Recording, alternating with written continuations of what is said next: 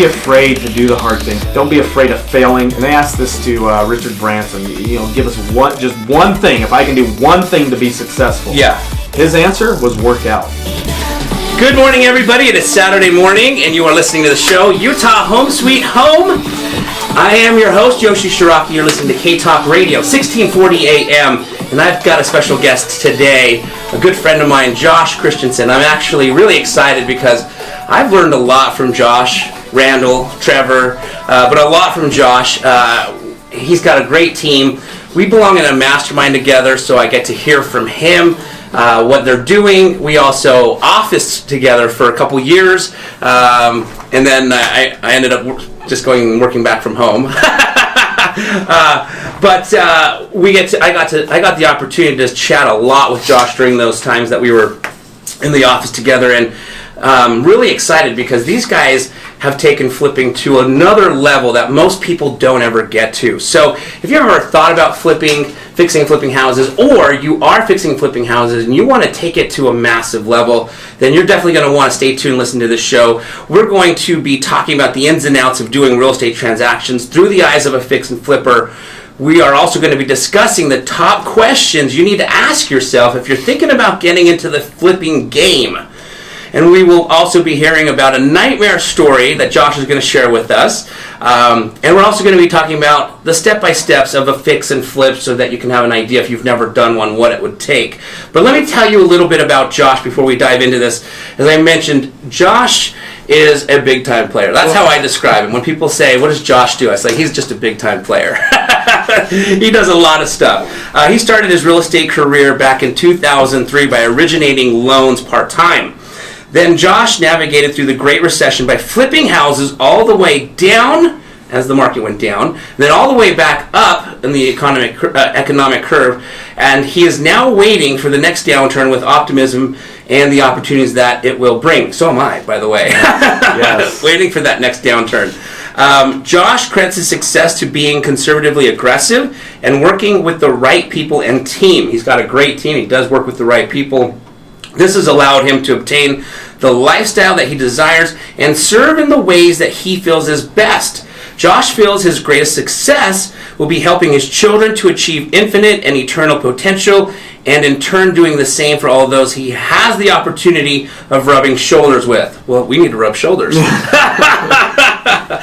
He spends as much time both free and not so free with his amazing wife and children traveling out in nature and enjoying good food. We're going to have to talk about the good food too a little bit because I like good food too. Yes. I'm always looking for good places to eat. As you know, I lived in New York City for 19 years and there was so many good restaurants, right? And so moving back to Salt Lake, we do have a lot of good restaurants, just not as many. So whenever I hear people say a good spot, I like to go try it. So Josh, thanks for joining me today. Well, thank you. I appreciate it. Very excited to be here, Yoshi. Awesome. Okay, great. So let's dive into this. Somebody's thinking about flipping. Somebody's thinking about taking their game to the next level. Let's talk about the 3 questions that somebody should ask if they're looking to start doing this. Do you want to share your top 3 questions that someone should be asking themselves and elaborate on those answers? Yeah, absolutely. So the first one I have is that I get a lot is, well, how do I get into flipping and real estate investing in general? And that's kind of a broad question.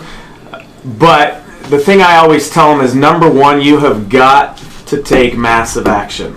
I like it. People spend way too much time planning and figuring this out, and those are all important. Yeah. But I know guys who've been to these clubs that we go to, yep, and they go to the clubs for 2, 3, 4, 5 years, and they still haven't done a deal. Right. And that's because they're afraid. Yeah. They're a little nervous, which you want to go in with your eyes wide open. Yes. But you've just got to take that action at some point. Yes, you are going to fall. One of the key principles I'm trying to really get into my children is fail. Yes. Fail big, fail often, fail all the time, but just keep going. Love it. Sarah Blakely, who is, I believe at one time she was the youngest self-made female billionaire. Wow. And she's the Spanx lady. She married Jesse Itzler, who's done amazing things as well, has several books. But her father, I learned this from her when I was listening to a radio thing she was on. And she says, my father, when we would get home, would ask us, what did you fail at today? Oh, interesting. Yeah, and I thought, what? That just kind of, that's usually not what a dad's going to ask. Right. How well did you do with this?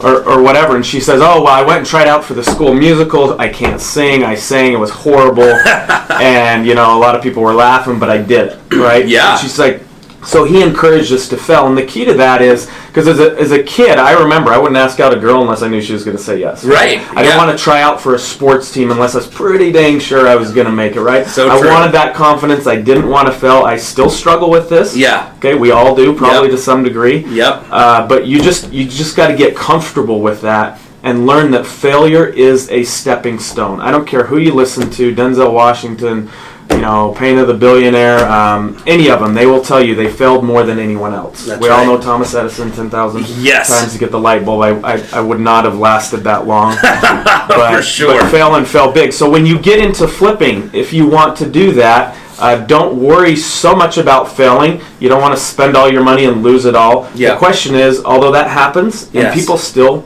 succeed. They get back up, they go do it again. It happened to me. I had some bad deals in the beginning. Got through them, learned a lot, and kept going. And a lot of that is working with people. So getting in there, number one, massive action. Awesome. Then do you need to study and read as much as you can? Absolutely. I am on Audible. I read 4 books at least a month. Nice. If not more. And read meaning listening. Yeah, and I read at night as well and in the mornings, my morning routine. But do that as much as you can. And then the last thing I would say is get a mentor. No matter what you want to do in life, find someone who's already doing it and go work for them, work with them, have them mentor that you, pay them, whatever it is. And I'll put in a little plug here for a couple of my friends who have coaching businesses. Cody Hoffine, InvestorGrit.com is probably one of the best in the nation, if not the best. Awesome. Andy McFarland has a coaching program. I can't think of the name off the top of my head. But those are great things to sign up for. But again, unless you take massive action, none of them will work. If you take massive action, all of them will work. And they can cut your time down drastically. I kind of did it on my own, and it's taken me 15 years to get where I'm at, where knowing what I know now, I could get there in 5. Right. So mentors are a big, big help. And not even just ones you have to pay, but you can just work with people. I promise you, if anyone listening, you bring me a deal, I will pay you for it. You'll partner with me, whatever it is, we'll walk through it, we'll go through it, you'll learn, you'll make money at the same time. That's awesome. That's a win-win. Yeah, it's a win-win. People want to do that who are in the business. And right now, if you can find the deal, that's how you can get in with anyone who knows what they're doing or doing something. Absolutely. You know what I love about the mentor thing, too, is like you said, think about anything that we've ever been good at, like just even learning English, right? Yeah. We did it for 12 years, and from grade school to high school, and some did it in college, but just to learn English, we studied it constantly, and I still didn't pass my spelling test. I still don't know English. Exactly. Because I speak a couple languages, and they're like, well, I always name English as number one, and I'm still working on it because I still understand Spanish grammar actually better than I do English grammar. Right. And so we're constantly learning, the language of English, but we still fail at spelling tests and all that good stuff. But like you said, with a mentor, and we luckily had mentors all through school. Interesting, when you started real estate, there probably wasn't mentors back then, which is why it's so cool now. You mentioned Andy McFarland, Cody Hoffman. I know both of those guys. And to have a mentor today to shortcut the process that back when you probably started, there was no Andy McFarland's or Cody Hoffman's. You guys were probably the biggest mentors to a lot of people. And so definitely what you shared, taking what you know now and shortcutting into 5 years is super valuable because you can make money better and sooner and hopefully not lose money as often. Yes on all those. Yes. Awesome. Okay, great. So do you want me to go to question number 2? Please, let's take it there, yes. So how is the market? This is a question I get asked a lot. Well, how's that real estate market? And the funny thing is, so again, as you mentioned, I started before the crash and there was a boom. We all remember that. I can't remember when it started. I got in 03, but I think it really started to take off in 04, 05 here in Utah locally. and it just started going up, and everyone would ask me, well, what do you do? And I'm like, oh, I'm in real estate. Oh, really? Oh, wow, how's that going? Yeah, 2006, 2007, I mean, it was on fire. It was never going to stop. Right. Everything was going, and they're like, oh, that's great. And then I remember this so distinctly when 2008 hit and into 2009 and 10 and 11. They're like, well, what do you do? And I'm like, real estate. And for those of you listening and can't see this, the reaction was like, oh. It's like someone punched them in the gut. They're like, sorry. How's that going? Yeah, exactly. And I'm like, oh, it's going good, actually. And for those of you out there, the reason Yoshi and I are excited about the next downturn, crash, whatever it ends up being, is there's more opportunity in those markets than there is now. Now we have so much competition. Yep. And the market's good, and yes, as it goes up, you almost anyone can make money because it keeps going up, and you're going to sell it for what you think, even when you run over budget, which I do on 98% of my projects. Right. But yeah, so the market is always good. Yeah. Okay, it's just always good. It's a matter of perspective and a matter of adjusting. Yeah. Did I have to adjust when it turned? Yes. And did we get a little lucky? Yeah, we had two major projects, one on Windsor and one on Texas Street. And luckily, we were at the tail end of those projects. We were able to sell them. We didn't lose money. We haven't lost money all the way down until actually in the bottom of the recession, and was coming back up, and we just started doing a lot more, and so my eye wasn't as close, and we've lost on a few deals, but you make up for it in volume. Exactly. But yeah, the market is always good. Don't let someone scare you from that. Matter of fact, you don't want to get into something that everyone's in or everyone's doing necessarily, which is kind of the case with real estate at the moment. But it just depends on what you do. If you have a passion, you enjoy what you're doing, you love it, you will succeed, because when the wall comes, and I promise you that wall will come multiple times, you can break through it, climb over it, go under it, dig around it, whatever it is, you will get through it because you have a passion and you enjoy it, and there's a reason for that. Now, it doesn't mean you have to absolutely love what you're doing every minute. That is not going to be the case. That's true. It's just not. That's not real estate for me, right? And I love real estate, but you've just got to have a drive, whatever that is. Maybe that's feeding your family. You've come from poverty. Whatever the case is, you need that drive, that passion to get around those obstacles, because they will come. Absolutely. There's obstacles in anything, and what separates the people from getting past those obstacles, you hit on it, is your passion for it. Like if Steve Jobs said it, he goes, you have to absolutely love what you are starting. He was talking in regards to entrepreneurship. And he says, because there's going to be so many times where you're going to hate it, and the sane people are going to quit because they're sane, because you're not going to want to push through something you hate. Yes. The insane people are the rare few that will push through it and achieve that success. So you're absolutely right. I love that. Thank you, Josh. Yes. Awesome. Okay, great. So let's take it to the next question that someone should be asking themselves if they're going to be in real estate. Question number 3 I get asked a lot is, how do I know if a deal is a deal? They're trying to get into it. Yeah, my sister's brother's cousin called me, and there's a house they're trying to sell, and I told them I do real estate. How do I know a deal is a deal? Well, I'm going to give you one basic formula here for Utah, and then a couple other points on this, because this holds most people back. They're like, well, I don't know if it's a deal. Yeah. And flipping takes a lot of work, because one, you got to find the deal. Right. You've got to make sure your budget's right on cue. You've got to know what it's going to sell for. Right. You've got to know what you've got to do to sell the house for that. Right. And you've got to be right on pretty much all of those. You can miss one here and there or be off a little bit. That's fine. But it's a lot of people think, oh, it's so easy. You go in, you buy this, you fix it up and sell it. Well, yeah, the principle is easy. It's not difficult. It's not rocket science.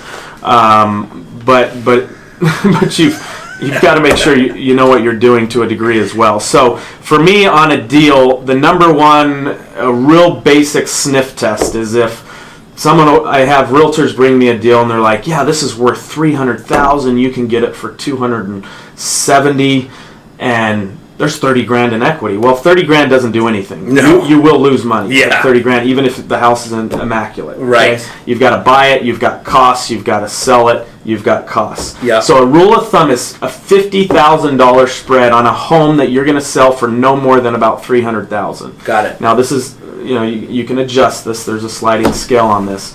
But let's say you buy a house at $150,000 and you know you can sell it for $200,000. You can do that if you have minimal, and I mean minimal work, maybe carpet or maybe paint it, and then relist it and sell it. Got it. If you have a $50,000 spread, you'll make probably about 20 grand, and that might end up being 10 or 15. It might end up being 25, depending on how things go. Gotcha. So you have the 50 grand. Well, Josh, this one needs work. Okay, well, add your repairs on top of that. Got so it. you have $50,000, and it's going to take me 20 grand to get it where it needs to be in order to sell it for that 200,000. So you need a $70,000 spread. Got it. That's a real basic rule of thumb. But if you're getting into this, I suggest you stay in the lower end of the market, anyways. Yes. I'm actually, as seasoned as we are, I focus on that lower end now because the higher end stuff goes down quicker, right, and is usually the first to go down. Right. So stay in that price range anyway. So this formula will work for that. And there's several other formula, but that's an easy one to kind of remember. Got for it. Here in Utah, and really for anywhere, as long as you're in that price point. Now, the lower you go, the closer you get to 100,000 acquisition, and I'm going to sell it for 150. The better that 50,000 is, because it's a percentage of your hard money. Doesn't cost you as much. Sure. All that kind of stuff. So it makes it better. Got it. The closer you get to 300, you got to watch that $50,000 mark. Right. And that's just a rule of thumb. You need to always run hard numbers. Okay, I'm going to buy it here. I got to sell it. I'm going to pay realtors. I'm going to pay closing costs. I'm going to pay the buyer's closing costs. I'm paying my closing costs. I've got utilities. I've got taxes. I've got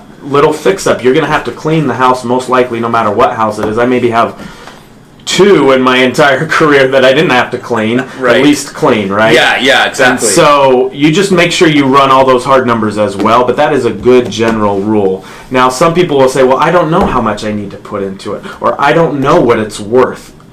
Great questions, and those are hard. That's where a mentor can really come into play. I would highly suggest, I have a friend, they haven't done a flip yet, they've done a couple wholesales, but he called me on this deal. We went and walked it yesterday, and he's like, yeah, we want to do it. Well, he was hoping for a $40,000 rehab. We went in there, realized the metal roof that was put on completely wrong. You've got to rip it off and redo it. You've got to move some walls, restructure this, do a few things.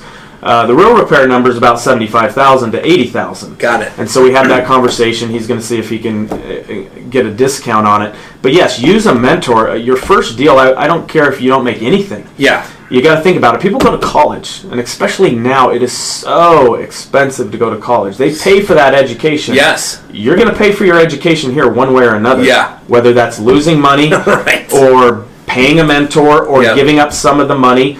Don't be greedy, especially at the beginning, and don't be greedy the entire time. But don't be afraid to let someone else take the money, even all of the money or part of the money, because you're getting that education on how to do it. Absolutely. And so getting the mentor would be huge. Another slight rule of thumb, and this isn't always the case, but if you have a deal, well, it's always the case. If you have a deal and you go to someone who knows what they're talking about, you don't need to worry about the money. The money will come into your existence immediately with the right people, because they know what they're doing if it's a deal. Exactly. So that's another way to know it's a deal. Hey, you got someone like me, or there's thousands of us out there. They know what they're doing. They've done enough deals. They're like, yeah, let's do it. I'll lend you the money, which I do. Yeah. Or I'll partner with you, or whatever it is. They're gonna then you know it's a deal because the money's there. And I tell everyone, they're so worried about, well, I gotta have the crew, I gotta have the money, I was like, no. Just find a deal. If you find a deal, you don't need money, you don't need credit, you don't need anything. Right. Someone will buy that off you as long as they know what they're doing. Exactly. And a lot of people who don't know what they're doing will buy it off you as well. But yeah, just don't let that stop you. Well, I don't know if a deal's a deal. Well, then find it and figure it out. Right. Call people, make that network, go to meetings, read books. When you're if you're doing it on your own, how do I know what it's going to cost me to repair it? I got 3 bids from 3 different contractors. Right. Now that you got to be careful with that, because they're not always right, or they come in more and all that stuff. Again, a mentor would be huge there. But you got 3 different bids. You got a pretty good idea what it's going to take to do that. Perfect. Yep. And anyways, we can go on and on there on how to evaluate a house, and and comparables and using different people. But the key to that, in my opinion, is find someone who knows what they're doing. They've done it before. Nobody is going to turn you away if you have a deal. They're going to want to work with you. Very cool. Very cool. That's great. I love your 50. So if there's a $50,000 spread, it's just worth looking at. But then you have to go through the hard numbers, like you talked about, right? It's not like, oh, there's a 50,000 spread, let's do the deal. That's like a quick and dry formula to say, oh, you know what? Let me dig a little deeper on that. And I love that. Yes. I love that. Do you have? So a question I get asked a lot in relation to that quick and dirty formula on knowing if you should potentially buy it is, how do you know, for someone who's new, how do you know how much the repairs are just quick and dirty without having to get bids yet? Do you have like a square foot formula that you kind of go, yeah, there's a 1,000 square foot house, it's going to cost me $20, $30, $40 per square foot? Do you have something that you... That is a great question, and I have, but it's changed, so I'd be hesitant to give you an exact number. But here's a rough deal. In Salt Lake and the surrounding areas, most houses, we'll say, are around 18,000, yeah, 1,800 square feet to 2,000 square feet. If you've got to do a full-blown rehab on it, you're going to spend anywhere from 40 to 60,000, and what that's going to depend on is, do I got to do the roof? Mm-hmm. And so that price per square foot, you got to be a little careful with the same, just because if you're not doing the roof and you're not having to replace the furnace and put in an AC and doing plumbing and electrical, man, that price per square foot is going to be so much less. Right. And so I think 20 is kind of a number some people run off of. But again, if you're doing a full-blown rehab, I would say 40 to 60,000 on a 1,800 to 2,000 square foot house. Mm-hmm. And some people might think that's way too high or not. But honestly, then it comes down to which contractor you're using. I get better deals. Of course, yes. I have my own guy who's worked for us for 15 years, and we got multiple crews. Yep. So my price is probably going to be a little bit less, although sometimes it's more just because we do it right. We're not the guys who usually go in and put lipstick on a pig. We usually go in and make it super nice. It's a new home. Exactly. Now there are instances where the best option is you go in, you clean it, and you maybe put a fresh coat of paint because it's in great shape, it's a great house, and you're going to make more money that way. Right. And so yeah, that's a tricky question. It's hard. You could get numbers, but you got to be careful because that will depend on who you're using, number one. Sure. If you're doing some of the work yourself, which I don't recommend unless you know what you're doing. Sure. And just so you know, I grew up in Europe. My background is, at the age of 3, my father did the best thing that could have ever happened in my life and took a job with the government going overseas to teach music, actually, to military brats overseas. So I lived in Spain and Turkey for about 16, 17 years. Oh, wow. I loved the experience. We'd come back and forth. But the point of this is when I came back, I was dating a girl, and I had to finish a room in the basement of my cousin's house. He said, if I finish it, I can stay there for free. So we're going, and her dad was handy. I know, when you rent overseas, they have guys who take care of your stuff, so you don't have to learn anything. I mean, they do everything for you. And so I come in, we go in, and he's like, all right, I need you to go to the store and get me some drywall. I turned at him, I said, what's drywall? I had no idea what drywall was. It's right? Not wet wall. Yes. And this is coming from a guy who's flipped hundreds of homes. Yeah. So you don't have to know all the tiny details. You just got to know the right people. The guy I partnered with and do a lot of business with was a contractor. So don't be afraid of that, I guess is what I'm saying. Sure. But again, it comes to who you use, how far you're going with it, what your strategy is there. So that's one of the hardest things to determine. Perfect. Is what you're going to put into it. So make sure you have a mentor, you get enough bids. Yep. Again, don't be afraid to take action. Yep. But if you do enough homework, you shouldn't be too far off from where it is. And always, rule of thumb, have a cushion on your repairs. I mentioned this earlier. We've done hundreds, and I can count on one hand how many times I've come in under budget or on budget. Right. It just does not happen very often. So true. If you think you're going to spend 40, run off of 45 or 50. Right. If someone's telling you 40, Yeah. run off of 45 or 50. Right. And if anything, you'll be pleasantly surprised. If that's going to break the deal, it's probably a little tight to begin with. Yeah. And if you don't know what you're doing as much, Yes. then pull back anyways. Yes. And go find a deal. Don't give up. I know guys, it's taken a month to get their first deal, and then it just snowballs from there. Exactly. I know guys who get their first deal their first week. That's almost bad because they get a little spoiled and think it's easy. Yes. But just run with it. Again, take that massive action. Awesome. Great. Love it. All right, we are going to get ready for a commercial break, but you're not going to want to leave because when we come back, Josh is going to share a nightmare story, and I'm excited to hear this nightmare story. It sounds like a nightmare. So stay tuned. Mohammed, if you could take us to commercial, that'd be great. With smartphones and technology making life a little easier, the Snap Leash has also been designed to make life a little easier for you and your pup. Whether you're out on a stroll in the park, or possibly a walk through the city, or maybe even a hike up in the mountains, the Snap Leash is the perfect leash for you. The Snap Leash can easily and conveniently convert into 7 leashes in one, making the Snap Leash the most convenient leash in the world. What other leash do you know that is 7 leashes in one? With Snap Leash having appearances on the Today Show in New York City, TV 47 in Dallas, Texas, and ABC 4 on Midday, Utah, you are definitely going to want to take a peek at what Snap Leash can do for you and your best friend. Make life a little easier for you and your pup, and visit www.snapleash.com today.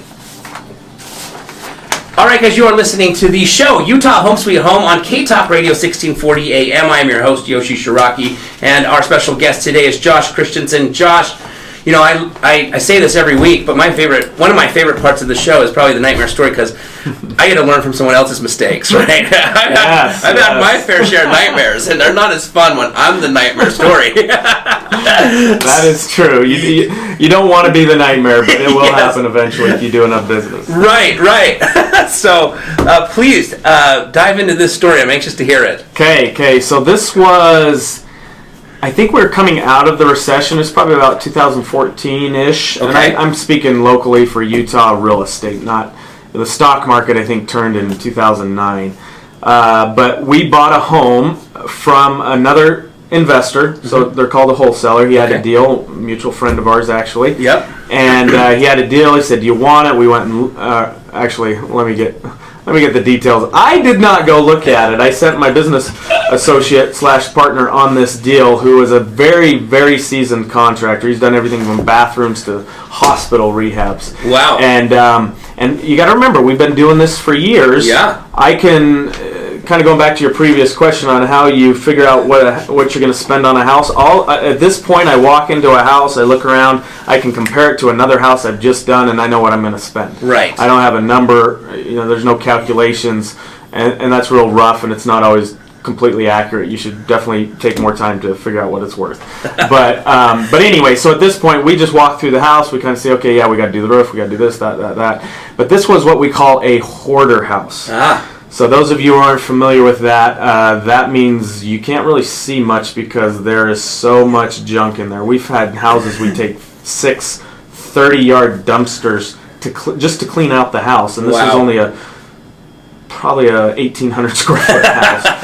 So it's a hoarder house. There's tons of stuff in there. The yard on the outside is completely overgrown with trees. You can't really even see side of the house. You'll see why I'm bringing all this up shortly. So he goes in. I hadn't seen it yet. I can't remember if I was out of town or he just went to look at this one. He goes through. He says, yeah, we can do it. We're going to do a full rehab. So we buy the house, and I'm kind of the money guy. I arrange the money. So we arrange it all, get it purchased, and then we go to the house. And we went about probably a week after we bought it, and we had it cleaned out by then. So we had all the dumpsters in, they cleaned it out, and they had chopped down some of the trees and pulled them away from the side of the house. Well, when we get in there, I'm walking through the basement, we're down, and in the corner I walk over, and I see this ginormous crack in a foundation. Now, because my business associate had walked it, I assumed, he had seen this at some point. Yeah. And I can literally stick my hand and part of my torso into this crack. It's that big. Oh my god. And just so you know, a rule of thumb, if you can stick your fingers into a crack in the foundation, you need to make sure it's going to be fine. Yeah. If it's less than that, you're probably okay. You still need to kind of check it out, but that's a decent rule of thumb. So if I'm sticking my arm and my torso in, I'm like, hey, what are we doing with this over here? And he turns around and sees it, and he's like, well, we'll be fixing that. Right? He had not seen it right in our walkthrough. Oh my god. Or in his walkthrough. Yeah. And the reason being, it was covered. It was covered. Yeah. And there was trees on the outside, and I don't remember how the floor was. I don't think it was affected that much, actually. Interesting. We would have noticed that and kind of paid him a little more attention. Sure. And was he a little lax on it? Maybe. Yeah. Because we've done so many houses. So again, that's a big deal breaker, or Right. can be. Yeah. You get comfortable. For you, yeah. So that's where the problem started, and we're like, all right, well, we're just going to deal with this. Yeah. So luckily our contractor, who has done everything, knows how to handle those, so we had to basically redo the part of the foundation there, because if you call helical piers and stuff, you're spending at least $30,000 Wow. to fix a foundation. So, and we can do it, you just got to know what you're doing. Yeah. And so we go in there, we get rid of it, but as we're changing it and adjusting for it, because we had to re-pour and everything. Got it. It's wet outside. Yeah. And all of a sudden, mud and water starts coming in where this foundation is, and for any of you know what that is, which I'm not an expert on it, that could affect your entire house sinking. Yes. And so, on top of just having to deal with it, we have the water, the mud coming through, making sure the cement's going to stay there and be strong enough, et cetera, et cetera. And so we dealt with it. We were able to do it. It was definitely stressful. Uh-huh. In the end, we actually made really good money on the house. Oh, great. It was in those years where the market just started cruising, Yeah. People could get loans again. And this is what I say, anyone can make money almost flipping in an upturning market, because it keeps going and it makes up for your mistakes. Right. And we probably would have been fine anyways, because we did make really good money on that one. Oh, good.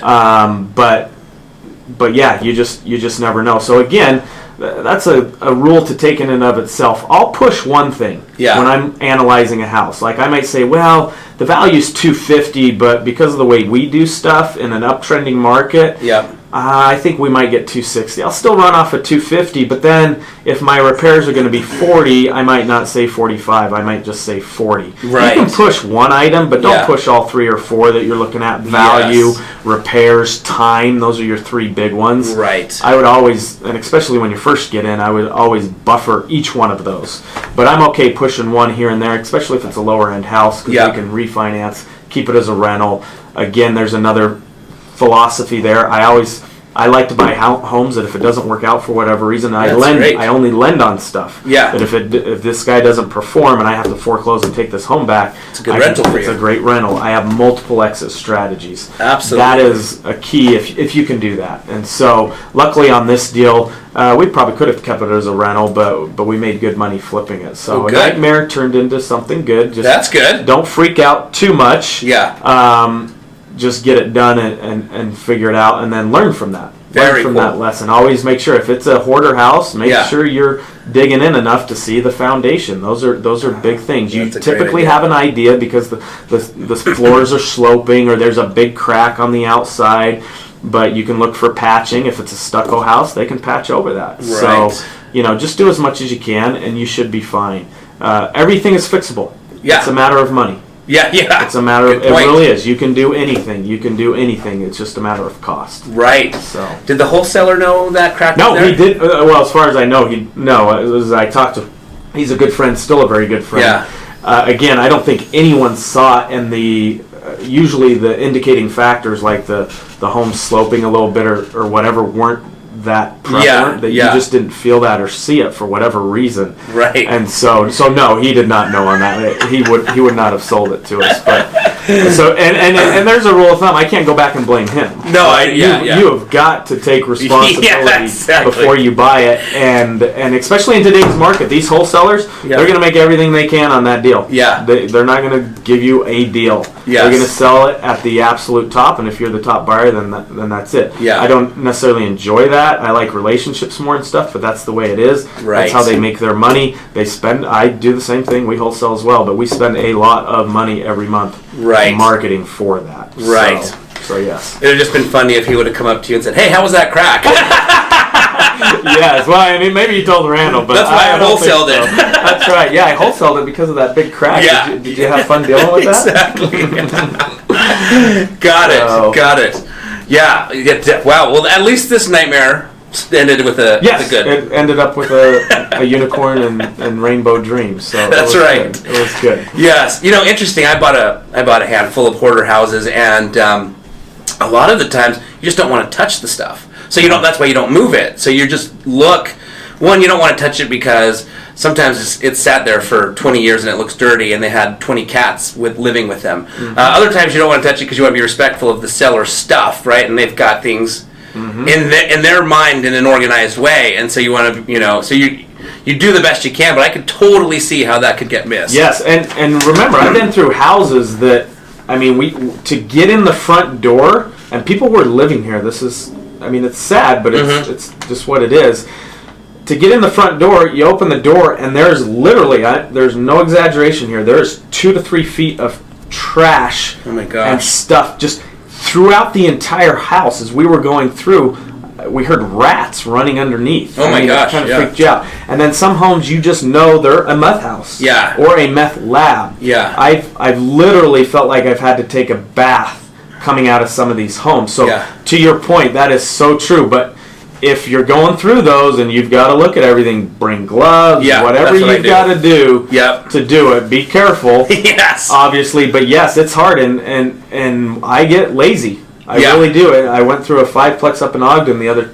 I mean, and I just knew it wasn't going to work because of the amount of work that it was going to need. But I just didn't want to go into the little corners here and there. I just looked at a house 2 weeks ago that if I didn't walk around the one corner that had a board up, I wouldn't have seen the crack in the foundation. Right. Which it wasn't too big of a deal. We could deal with that one.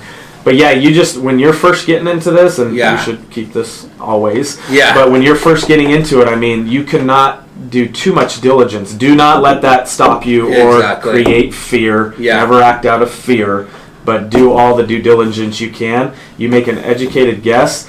Everything has risk. Yeah. Okay, you just de-risk it as much as you can, but if you think there's no risk, you're dreaming of unicorns and exactly. There's always risk. So, but do everything you can to mitigate that risk. Awesome. Okay. Excellent. Well, thank you for sharing that nightmare story. I will now, every hoarder house I go through, move everything in the basement. Yes, and ask them, to your point, if the homeowner's there, and I love your statement on being respectful. Totally be respectful to these people. I don't care what the home is. I've been in these that have little children, and it just breaks my heart. But be respectful. Yeah. I do not know their situation. Right. I do not know what they've been through. Always remember that. Yeah. And so I love your fact of being respectful, but at the same time, there's nothing wrong with saying, hey, I really need to see this. Is it okay if I move these things? Right. Or do this? Get their permission. So, absolutely. Great point you made there. Perfect. Excellent. All right, guys. We're going to go to another commercial break here. When we come back, though, I've got some questions I want to ask Josh. So stay tuned, because I'm anxious to hear these answers. These are answers that I've actually never asked Josh, and we've talked a lot. So stay tuned. Mohammed, take us to commercial, please.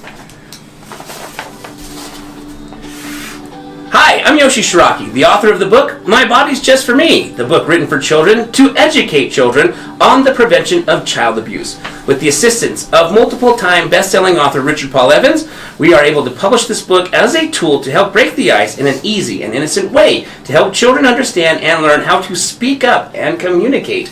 I have been invited numerous times onto Good Things Utah to discuss the importance of good communication with your child in regards to abuse, and also to discuss how my book, My Body's Just For Me, is a great tool for every parent when having that tricky conversation with their children.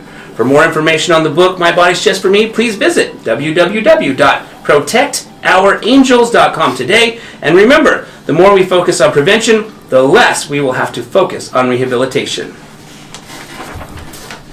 All right, we are back. This is K-Talk Radio 1640 AM. This is the show, Utah Home Sweet Home. I am your host, Yoshi Shiraki, and we've got Josh Christensen, a special guest in the studios today.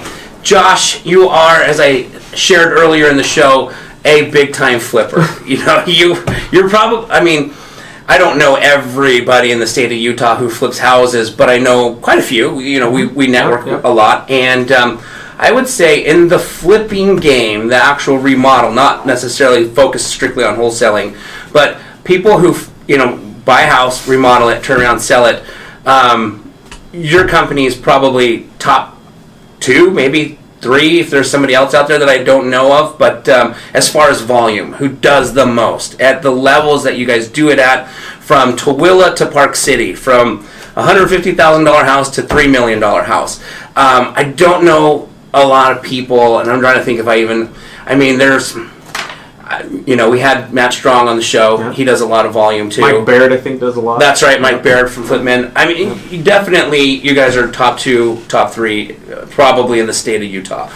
A lot of people out there who are listening want to get started in flipping. Some people out there listening have already started in flipping, but very few ever get to take that business to the level of the Josh Christensen's or the Mike Bairds or the Matt Strongs or these guys that are doing volume. What if you could give some advice and share some tips for people who are like doing, you know, a few flips a year, who are going, man, how do I ramp this up to doing the numbers that you guys do? Like, you started off your very first flip only doing one at a time. Mm-hmm. Somewhere in your career, you figured out how to do, I believe Trevor at our last mastermind said you guys have 15 houses right now. That's correct. How does that go from I've got one house to 15? Well, let me maybe just give you my little story. So the first house, I guess the first one with the team that I'm doing now, I did a couple here off and on with other people, and then with my current business associate Randall, we started, our first house was on 21st South. Okay. And we did 90% of the work ourselves. Again, remember, I didn't know what drywall was, so I was Randall's gopher, basically. And, you know, he knew how to do everything. I think the only thing we hired out was tile. Okay. And so the first house we did on our own. We had another partner at the time, and we did all the work ourselves, and then we sold it. As we were selling it, the neighbor came over, wanted to sell theirs, so we put that under contract, and we actually wholesaled that. Oh. Then because we had another house coming. So the second house, we probably hired out about 50% of it. And Randall had this vision back then. I didn't have it as well as him. He saw short sales coming. You know, he's like, this is where you get deals. So we started marketing. Yeah. So as we started to do more, we realized that the money for us isn't in being in the house doing the work yourself. The money is finding the deals, which is, if I can emphasize anything for someone doing this, if you can find the deals, again, you don't even need a crew or credit or all that, because you can just wholesale it off. But if you want to do the actual flips, that's where the contractor comes in. So we actually, the guy we still use today was referred to us, and he's the one who did part of the work on the one house, and then the next house he did most of the work, and then after that it was all the work. And we had to talk to him and say, hey, we have enough business to keep you busy. We want you just working for us. Yeah. He's not W-2 or anything. He has his own deal, but he only does our stuff. Got it. And so we started that way. And for years, when I said conservatively aggressive, yes, I wasn't doing as many deals, wasn't making as much money, because we didn't do too many deals. But that's also why I made the turn in the real estate market when it crashed. Mm-hmm. That's what I accredit to not losing a bunch of money. Sure. Or all of it, like a lot of people did. Yeah. We cruised right through it and kept going, and just were conservative on our values, and you had to value them different. And instead of thinking you might get 10 more, you had to think I might get 10 less. Right. But if you do them fast enough, yes, and good enough, a house is always going to sell. Right. And if yours is the best one, that's going to be the one that sells. Right. As long as it's priced right. Right. And so to grow that, I would say the last 5 years is when we've really seen that growth. Mm-hmm. And what we've done is we have our main guy, Urbano, who we love. We treat him like family. He is family. and he's been able to grab a few extra people. So if you want to grow as a flipper, your contractor is going to be one of the most important parts. I mean, as long as you can get deals, obviously, Yep. that person is the most important. Luckily, we lucked out. We got him right away, and he is That's amazing. I mean, I have him do my own stuff. Yeah. I mean, he's just amazing. So that's a key factor there on doing those. Now, some guys, there's a lot of contractors and a lot of my friends. I'm the only one I know that kind of has the situation we do because their Bono is just the best. Yeah. But there's other guys, they have several contractors and they use different ones and they've used them enough. Got it. So as you get used to using them and they're right and they realize that they're going to come back to you and give you good enough deals or better deals maybe than others just because you keep feeding them business. Yeah, volume. Yeah, exactly. And the thing they're forgetting right now is a lot of them are going to these higher paying jobs. Yeah. When the market turns, Yeah. they come back begging. But Bono, he hasn't done that and he's been loyal to us, and so we treat him that way, and we're helping him buy houses and everything else. That's fantastic. You know, we just, that's how we work. But so to grow that, again, it really comes to your team. Mm-hmm. Okay, it used to be me taking the phone calls. I would go to the appointments. I'd have Randall come and look at the deals with me. Then we brought on Trevor, which we absolutely love. Trevor, he's amazing.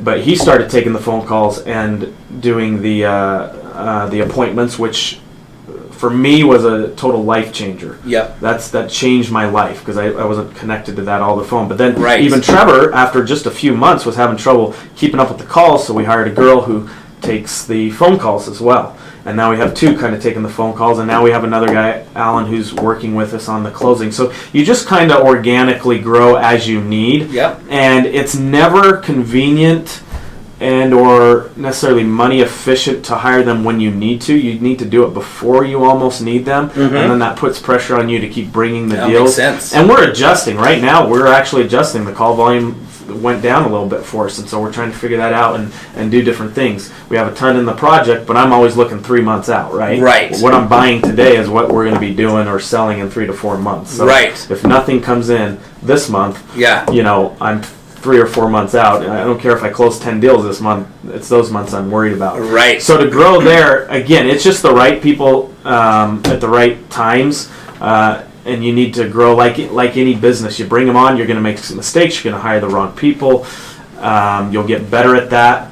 But treat them right. When you have the right people, you take care of them. Just take care of them. Don't get too focused on the money. A lot of times they take home checks when I didn't take home checks. Sure. And that's fine because I saw the future and whatever. But you just take care of those people. It's really your team as you build it. And depending on what you want to do, you might be the guy who wants to do the remodel himself, save the money and do one at a time. Yeah. Great. There's nothing wrong with that. You'll make more money per deal, and there's a lot of wisdom to that. Sure. If that's what you want to do. I don't like doing that aspect of it. I don't like doing the remodeling, so I focus more on what I'm good at and excel at that. Yeah. You know, some people think, oh, you just got to make your weaknesses strengths. There is some truth to that in different aspects of your life, but in business, I think a lot of times you want to do what you're good at and hire what you're not good at. Exactly. Because you'll go smoother, you'll do better, you'll grow faster. Absolutely. So again, I think the key to that is the right team to grow. Yep. And realize what you do want to do and where you want to go and what you want to be. Yeah. And make sure you're going in that route and you're not doing something that you don't eventually really want to do. Right. Because then you're going to grow there and you're going to hit a wall because you're not going to want to do it. You're going to be tired of it. You're going to get burned out, or there's going to be some big wall and you're not going to overcome it because you don't have the passion to do it. Absolutely. So. Well, and for somebody like myself, I don't even know how to do construction, right? So I'd be terrible if I went in. You and me both. Yeah, right. So I know what can be done, but I don't know how to do it. Exactly. God forbid I tried to lay tile. I would probably cut my finger off on that saw. Water splashing everywhere. I mean, it's more dangerous for me to go in there for myself than to hire somebody who's good at tile. Yeah. So yeah, I totally agree. I mean, could I go learn all this stuff? Sure, but that's going to take me forever, and it's probably not the best use of my time to learn how to. Yeah, is that going to get you to where you want to be? Do you want to be the guy in there? Like my contractor, he loves doing that. That is his passion. Right. And so he helps me because that's his passion, and my passion is the financing and the putting the deals together and watching money grow. So I've taken that and helped him buy rentals. So we just that's worked well. Randall, he was super good at the construction stuff. Understands that, knows that. I didn't know that. Right. I had a better mind for the money. The first deal we did, him and our then partner Keith were trying to figure out the numbers and this and what, and it was just a mess. And I walked over there. I'm like, guys, just leave. I'll take care of the numbers. Yeah. And so we realized who was good at what. Yeah, exactly.